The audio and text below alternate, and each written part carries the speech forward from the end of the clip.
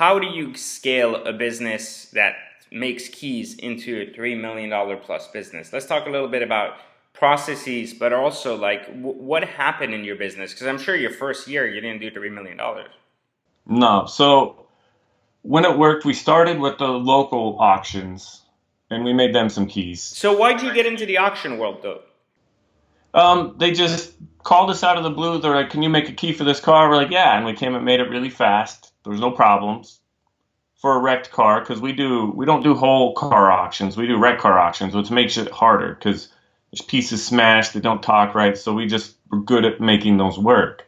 It's like, "Can you do this here?" And it was we live in Sacramento. They were in San Francisco. We're like, "Yeah, we could drive there and do it." And like, "Can you do one in Reno?" And we're like, "Sure." And then like, "How about Texas?" And we're like, "Sure." Like we're dumb enough to just say yes every time they asked us. I mean, dumb enough, and it takes a lot of money to figure it out when you're not sure what you're doing. So the beginning we lost money, but everywhere they asked us, we just said yes, and we finally got a wide enough net that the corporate people got a hold of us. So we just organically grew it, and it was word of mouth through the yard managers. So Some that corporate took, first call was almost like luck in a way because they found yeah, you, right? exactly. I mean, at the beginning was luck, and then just the skill part made it grow. But yeah, it was just luck to get in there to begin with. So how do you go from I don't know what I'm doing, I'm saying yes to everybody to I'm gonna come up with a business model that actually makes sense so I can make money now that I figured out they want to talk to me? Like did you have like some mentor or somebody that kind of walked you through this process? Yeah, the my business partner that passed away. Not that he knew more, but he'd already kind of scaled a business pretty big. Um, it was more local based, but he kind of saw where you need to be careful here because this is a draw on your money and it's not really worth it. So that helped, but really it was just once the corporate people took notice, we really just sort of sat down and like, how can we make this work to where we're not just both not taking a paycheck?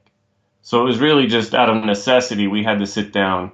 And the biggest thing is I think Todd even said it in his interview. Like when you make a plan, you do day one and then you just adapt from there. So we just had to really every day adapt to what happened the previous day and just make sure it was over towards the larger goal. So, I mean, it ended up at the beginning, we'd fly everywhere almost. So we'd put together a week where we started on one end of the country and just hopscotch to the other and hit all the cars and then fly back. And we'd just build up enough of them at each spot that it paid for everything to just get the reliability factor so that they would push us to more yards. And then we started working with other locksmiths across the country to help us so we didn't have to fly everywhere. So at the beginning, it was not making money because we were flying and doing it.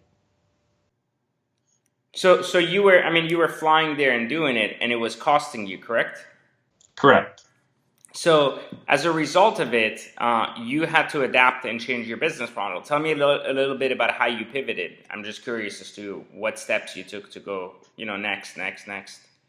So instead of it, we went from us carrying a bag full of keys and going and programming them at each yard to mailing them. So we adapted from us carrying them all to mailing because some you like say a Hyundai, you don't have to program, so it can show up and be ready to go. So we got a hold of a FedEx rep and got him to cut a really good deal so we could FedEx everything for really cheap. So that saved some. Then we found out some don't even want the keys program; they just want to wire it into the column because it's a wrecked car. And so just again luck. We found out we don't have to go to every yard because some don't care, and so that helped. And then the ones who did care, we would call around just to locksmiths. And because we were in the industry, we knew exactly what questions to ask to make sure they were able to do what we needed. We didn't care because a lot of them are like, well, I can't cut that key because the machines that cut the newer keys are really expensive. We don't need that because we were sending the key. So we really just had to focus on if they could program it and if they were willing to learn, because it's the biggest thing is locksmiths think they know everything all the time. And I'm one of them too. I think I know everything. But as long as they're willing to listen and when call us on the phone, say this isn't working, we say do this, this, and this. So we came, I guess the biggest pivot was learning that we should be tech support, not the tech, to take the next step.